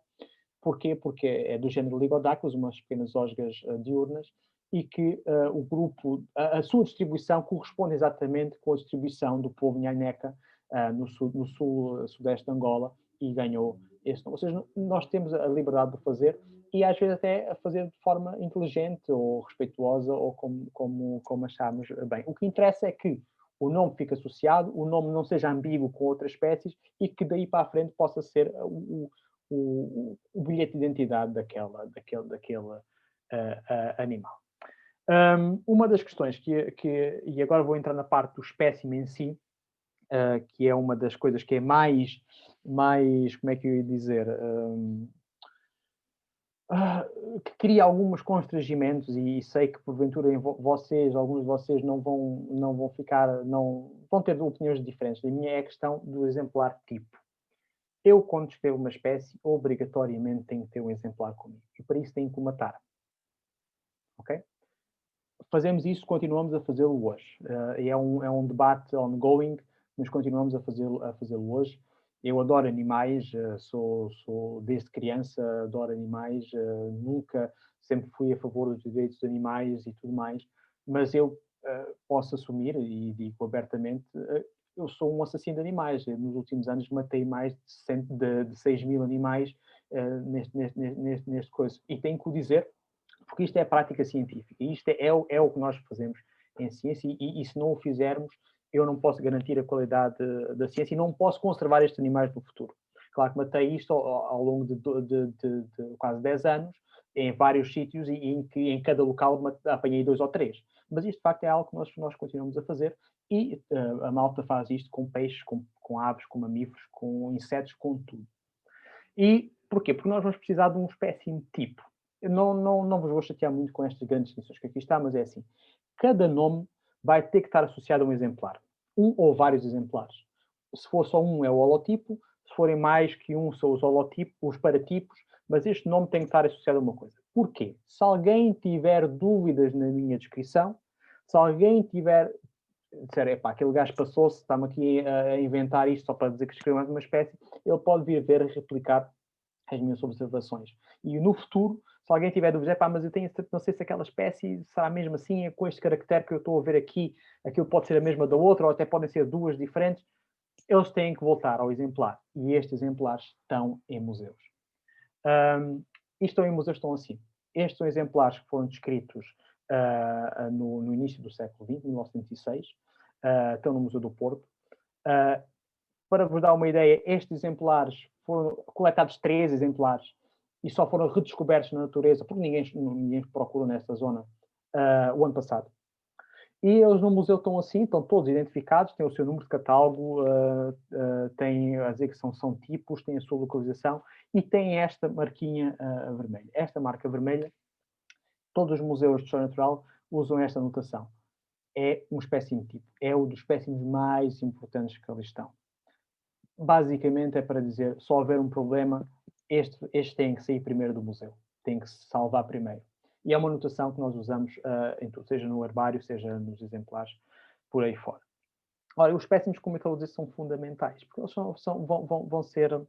vão ser o garante da objetividade e replicabilidade, e no futuro vão ser fonte de mais dados e usos futuros que nós hoje nem conseguimos conceber. E eles são coletados das formas mais diferentes. Esta fotografia, eu só coloquei aqui fotografias de amigos meus. Posso dizer que tenho dos amigos mais interessantes do mundo, porque fazem estas coisas super interessantes. Este caso aqui é uma colega minha, a Iris, que trabalha com descrição de corais novos para a ciência. Ela, para coletar corais, para descrever, para os conhecer, ela tem que ir para o meio do mar, para o oceano, e usa estes robôs submergíveis para coletar corais. Outra pessoa que tem a honra de ser um grande amigo meu, o professor Jorge Paiva, da Universidade de Coimbra. Descreveu já dezenas e dezenas de espécies de plantas novas para a ciência. Ele continua a coletar. Esta fotografia tirei-lhe eu, quando estávamos os dois no campo, no final de 2019 em Angola, em que ele continua a coletar espécimes para herbário. Aqui já não há aquela high-tech que a Iris usa, não tem um ROV, não tem um robô submarino, mas ele continua a ir coletar espécimes botânicos como sempre foram coletados. Esta foto acho que é particularmente interessante, do tamanho do feto que ele ali tinha, e acreditem ou não, aquilo foi tudo herborizado. Tudo, não foi uma parte. Ele conseguiu dobrá-lo para aquilo ser tudo herborizado. Outros casos, que colegas da Universidade de Évora, o Carlos Vila Viçosa e o Luís Morgado, em que eles estudam cogumelos e fazem descrições de espécies novas de cogumelos, e a coleta de espécimes deles é muito parecida a quem vai apanhar cogumelos para o campo para comer. E, aliás, há uma anedota que não é anedota, que é verdade, em que eles, de facto, uma vez comeram uma espécie nova e andam há anos a tentar voltar a encontrá-la porque comeram-na, mas tiraram um bocadinho de ADN para a genética. Quando fizeram a genética perceberam que era uma nova, mas quando foram a ver já a tinham comido, então não a descreveram por causa disso. Mas, basicamente, isto também é coleta de espécimes para museu. Estes espécimes vão para os herbários. Aqui estou eu em Angola com um varano bastante grande, ou seja, coleta de répteis e anfíbios que são formalizados e depois vão para os museus em Angola, em Portugal e nos Estados Unidos. Aves, também na mesma expedição, colegas do Museu de Chicago, aqui a preparar exemplares de aves que são novos para a ciência. Mamíferos, a mesma coisa, também um colega meu do Museu de Chicago, numa expedição em Angola, também a coletar mamíferos. Aqui eu pus este caso, podia ter colocado o Otávio, mas coloquei o Pedro Correia, porque este curso foi dado no Porto e ele estava lá, então quis-lhe fazer esta surpresa. O Pedro Correia o Otávio conhece muito bem, é um paleontólogo português que tem descrito imensas novas espécies fósseis de plantas para a ciência. Um dos últimos papers que ele fez em que usava estas espécies foi para mostrar qual tinha sido o mecanismo de separação da Pangeia, com exemplares fósseis que ele coletou, e aqui a coleta dele, completamente diferente da nossa, e o engraçado nisto aqui é que ele vive em Rio Tinto, aqui ao lado do Porto, e o sítio de escavação dele é basicamente atrás da casa dele. E ele aí está a encontrar espécies novas para a ciência. Tal como o Otávio, que nasceu na Lourinhã e andava aos pontapés de dinossauros novos quando era novo. Ou seja, tudo depende da área que nós estamos a trabalhar, dos grupos em que nós estamos a trabalhar, para usar as técnicas ou os locais onde vamos coletar. Podemos ter que ir para locais virgens da Amazónia ou de Angola, ou do que for, como podemos literalmente ao lado de casa coletar espécimes.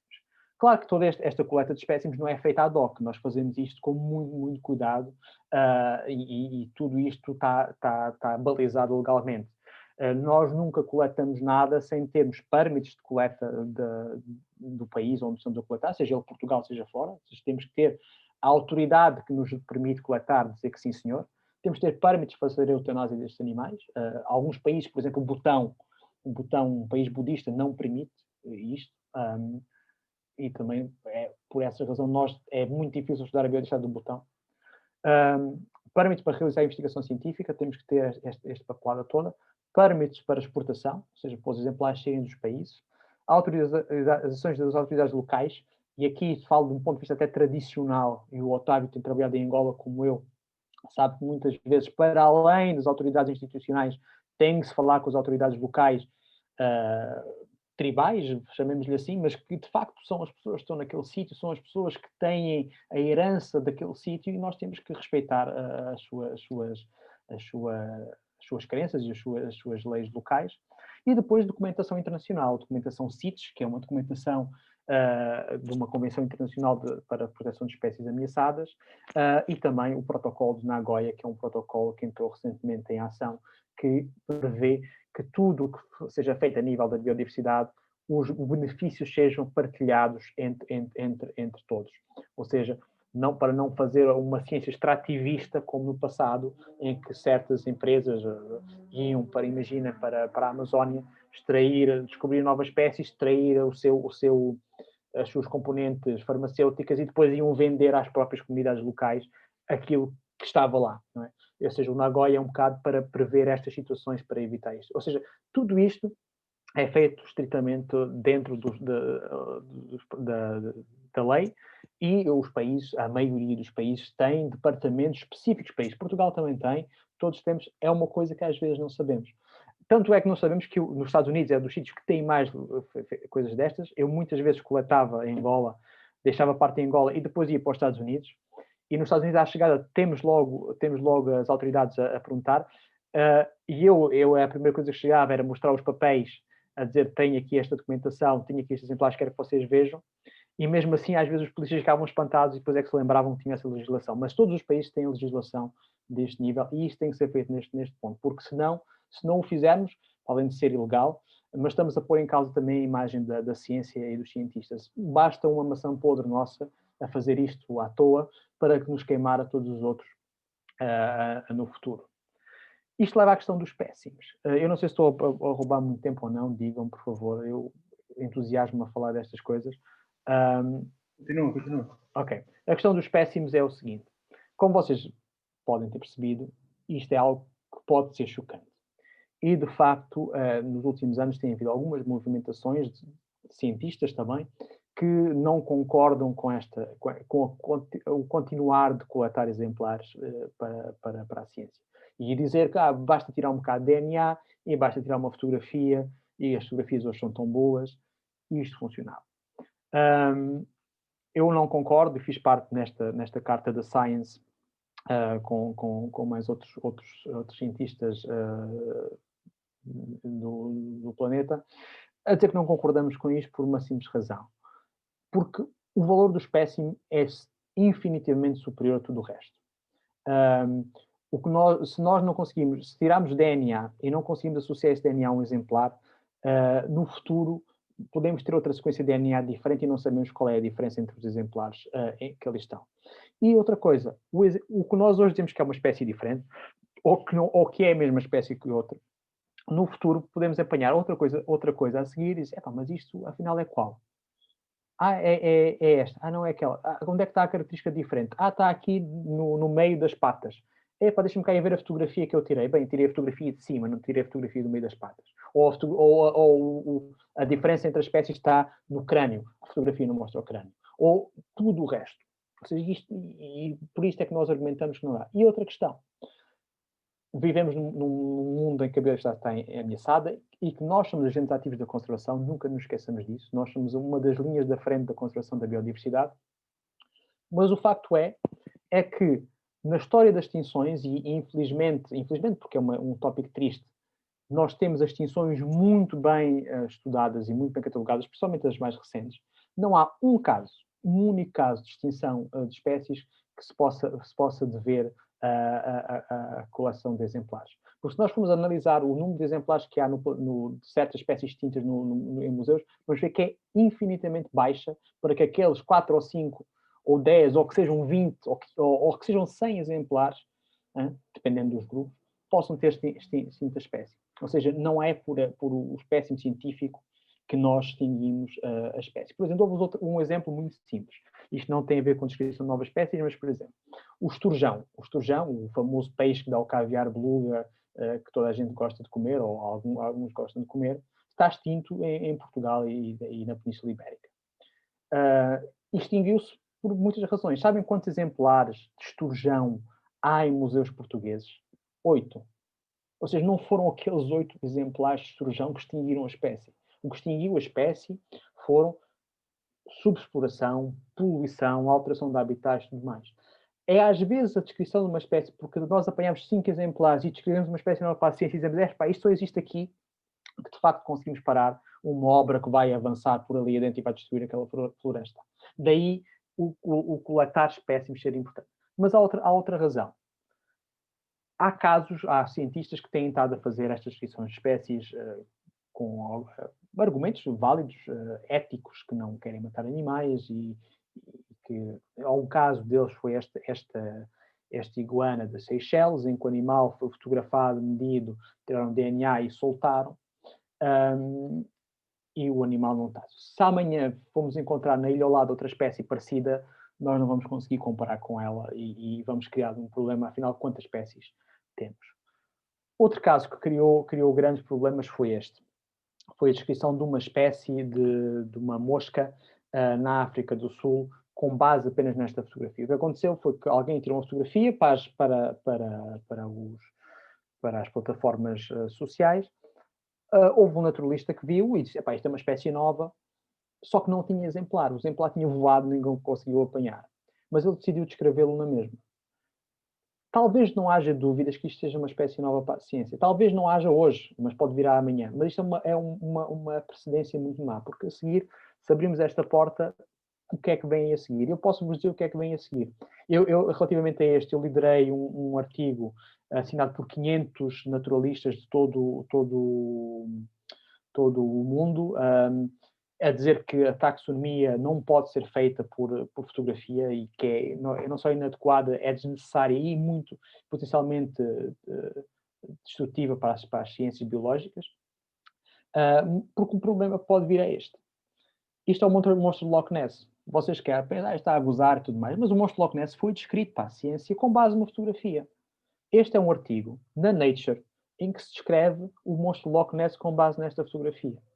Claro que isto é um caso extremo, mas isto pode acontecer com outra coisa qualquer. Aqui foi um maluquinho que foi escrever o monstro Loch Ness, mas algum maluquinho que queira enriquecer o seu currículo com 50 novas espécies, pode começar a escrever espécies em catadupa, que depois todos os biólogos vão ter que perceber se aquilo existe ou não, enquanto podiam estar a considerar esforços para proteger o que de facto precisa ser protegido. Este caso do monstro Loch Ness, ele foi chamado Nessiteres rhombopteryx, e que, se nós ouvimos o anagrama, e eles veio dizer, foi o Monster Hoax by Sir Peter S. E o Peter S. foi um dos autores do artigo. Ou seja, nós podemos abrir a porta a este tipo de problemas. O Monster Hoax, pronto, é uma partida monstruosa do Sr. Peter S. Outro caso é este. O famoso abominável, não, este não é o Homem das Neves, este é o Bigfoot americano. Ele também foi descrito para a ciência recentemente. Este é o artigo onde ele foi descrito, foi publicado, tem um nome para a ciência, e o argumento, este é o autor, vocês analisem, eu não vou expressar muito sobre isso. O autor desta descrição, que fez há uns tempos doutoramento em Berkeley sobre insetos, mas depois mudou de área de atividade, ele descreveu esta nova espécie, e o argumento que usou é que se podem descrever espécies com base em fotografias, e aquele filme é composto por vários fotogramas, e então descreveu o Cryptopithecus gimli pattersoni, que é o abominável Homem das Neves. Isto são casos anedóticos, mas são casos reais. As descrições neste momento existem, não é? Mas que podem causar grandes problemas. E porquê é que nós não conseguimos comprovar isto? Era interessantíssimo que houvesse um monstro de Loch Ness. O Otávio adoraria estudar o dinossauro que ainda lá estava, vivo. Não é? Era interessantíssimo que existe. Mas a única forma de nós provarmos que aquilo existe é, de facto, se houvesse um exemplar no museu. E assim acabava-se as dúvidas que se existe ou não existe. É a única forma que nós podemos diferenciar o que é mito, invenção, mentira, o que é que for, de facto, no caso é o exemplar no museu. É isso que nos vai comprovar, claro, que nos vai permitir isso. Estou a acabar. Outro ponto fundamental para a descrição de espécies é a bibliografia. Nós temos aqui uma tríade importante. É o trabalho de campo, o trabalho do museu, em que usamos os nossos espécimes e os outros espécimes para comparar com os nossos, e a bibliografia. Sem isto não se faz descrição de espécies. A bibliografia, e daí eu ter atrás os livros que tenho, boa parte que aqui está é só sobre o grupo em que eu estudo, porque quando descrevo uma espécie, eu não só vou comparar com os exemplares dos museus a que tenho acesso, mas vou comparar com toda a bibliografia que existe sobre esse grupo, para perceber se algum autor nunca, no passado, escreveu algo parecido àquilo que possa ser o meu. E eu tenho que analisar isto tudo. E é muito importante fazer-se esta revisão bibliográfica antes de partir para a descrição de uma nova espécie. Isto, claro que isto hoje nos ajuda. Antigamente havia estas bibliotecas fantásticas nas universidades e nos institutos de investigação que infelizmente estão a desaparecer devido à falta de espaço que têm. Mas começaram a existir outras ferramentas que nos permitem, tal como o Biodiversity Heritage Library, que, se não conhecem, apresento-vos este site, o BHL, como nós chamamos. É um site que congrega digitalizações de todas as publicações, ou tudo o que se consegue digitalizar, que tem a ver com história natural, sejam plantas, fungos, animais, do passado, e permite ter aqui. Ou seja, nós não precisamos da biblioteca física, podemos ir aqui pesquisar o artigo de 1870 ou de 1791 e sacar o PDF e usá-lo para as nossas descrições. E é importante isto. Nós, em taxonomia, a questão temporal é uma questão que não se aplica. Os nossos colegas, e o Otávio sabe do que eu estou a dizer, os nossos colegas que trabalham com questões mais de técnica, mais de tecnologia, por exemplo, alguém que se interesse puramente em questões de modelos de distribuição de espécies, ou que se interesse, que são todos feitos com programas de computador e por aí fora, ou colegas que se interessem especialmente em metodologias de extração de DNA.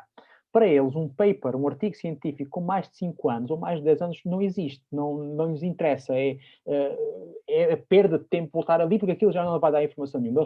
Tudo que tiver mais de 5 anos para eles é quase que irrelevante, é material histórico. Para nós, não.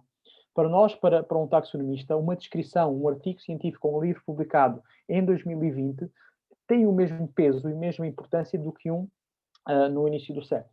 Porque às vezes a única referência é do início do século ou do século XVIII, ou seja, nós não fazemos a diferenciação.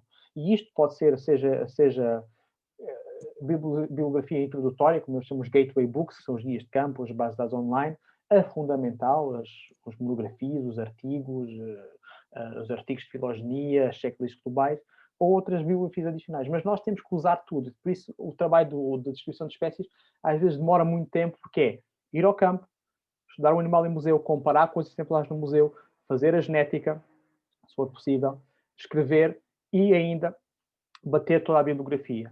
Uma descrição de espécie, se for um grupo completamente uau, que é, olhamos para aquilo e sabemos a priori que não é nada parecido, aquilo pode demorar, numa perspectiva muito agradável, 8 meses, 1 ano, desde o momento de escrever. Mas há artigos que podem demorar 5 e 6 anos a serem escritos, porque nós temos que assegurar que temos toda a informação disponível, que toda ela está aqui presente. E aqui é o que eu vos queria dizer. Este caso aqui, que eu vos estou a apresentar, foi a descrição de uma espécie do género Hemidactylus diógenes de Angola, que eu descrevi em 2020, e aqui ao lado um artigo de 1860, mas que o tipo de informação que têm, quem for estudar as órgãos de Angola daqui a amanhã, vai ter que usar o meu artigo, mas vai ter que usar o do Barbosa do Bocage ao mesmo tempo, porque eles não são substituíveis, temos que continuar a usar, porque a informação é relevante em ambos. Eu com isto, estou mesmo a acabar. Como é que depois isto acaba? Temos que escrever o artigo ou o livro, porque uma espécie está escrita quando o artigo está feito e publicado. Se tiver feito, mas não tiver publicado, não conta. O artigo tem que estar publicado. Então os artigos variam. Eu aqui, isto foi tal para o tal curso, e depois detalhei um bocado aqui o que é que tinha que ter cada coisa, cada destes capítulos. O que é um artigo científico de descrição de espécie e como é que ele é. Tem um título, tem o seu resumo e as palavras-chave, como todos eles têm, uma introdução que se quer abrangente para falarmos do grupo taxonómico em questão e dar basicamente a história sobre o conhecimento daquela espécie, os materiais e métodos, quantos espécimes temos, o que é que fizemos, medimos internamente, externamente, genética, o que é que fizemos, não é? E depois os resultados, e depois a parte sistemática, onde apresentamos as descrições das espécies com toda a sua diagnose, comparação, distribuição, por aí fora. Uma discussão e referências bibliográficas muito importantes, lá está, porque é a fonte que nós fomos buscar. Se for necessário, de apêndices e anexos, porque precisamos de mais coisas. Com isto, acabo apenas com este slide. Eu tenho este para mim tem sido eu sou um tipo novo, tenho 33 anos, mas a minha carreira científica tem sido focada aqui. Tem sido entre museus e isto, e aliás, eu não consigo separar entre museus e isto, porque é a mesma coisa para mim, e acho que para os taxonomistas, quando falamos em museus, é o nosso trabalho. Eu, desde 2015, que descrevi o primeiro musaranho, a minha primeira espécie, esse musaranho de São Tomé, descrevi já 26 espécies novas para a ciência. Aqui, estes são 25, porque saiu a semana passada a 26ª, e já não me coube aqui, mas pronto, tem sido a minha paixão, que eu partilho com o Otávio, eu com os dinossauros, eu com os bichos mais atuais, e acho que, pronto, para mim é fascinante, porque combina aqui várias coisas que eu gosto bastante. Combina ciência pura com ciência de base, não é? Uma ciência de base que para mim é fantástica, porque, ao contrário da conservação e por aí fora, que já entra muitas questões políticas e sociais, eu gosto de estar focado em ciência muito de base. Permite-me também discutir conceitos filosóficos e o que é uma espécie, o que é que são os limites, o que é uma subespécie, permite-me tudo isso. E permite-me trabalhar em museus, que eu adoro trabalhar em museus, sejam eles aqueles mais antigos, sejam aqueles mais modernos, adoro estar no meio de frascos com animais e olhar para as diferenças e aprender sobre elas.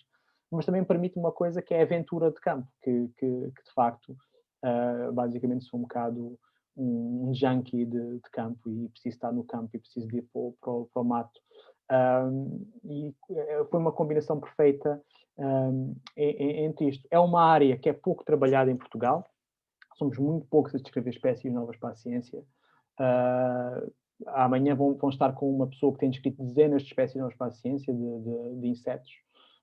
O Otávio aqui está, apresentei-vos algumas aqui. Nós somos muito poucos, e eu acho que é um bocado o facto de não tantas escolas secundárias, não é tanto aí, mas nas universidades, ter sido começado a ser posto de parte este ensino da taxonomia nas universidades, nos cursos de biologia, algo que espero que a nova geração consiga contribuir para voltar isso atrás, porque de facto há muita coisa para descobrir e é importante que que as conseguimos descrever antes que elas nos desapareçam da frente. E com isto, muito obrigado, fico à disposição para qualquer pergunta e sei que não é um tópico às vezes tão fácil para entrar assim de chofre 1h30 ou 2 horas para aqui estive a falar, mas digam o que quiserem. Obrigado. Obrigada. Espetacular, Luís Ciriaco, muito, muito bom. Muito obrigado. Segue-se a parte das perguntas.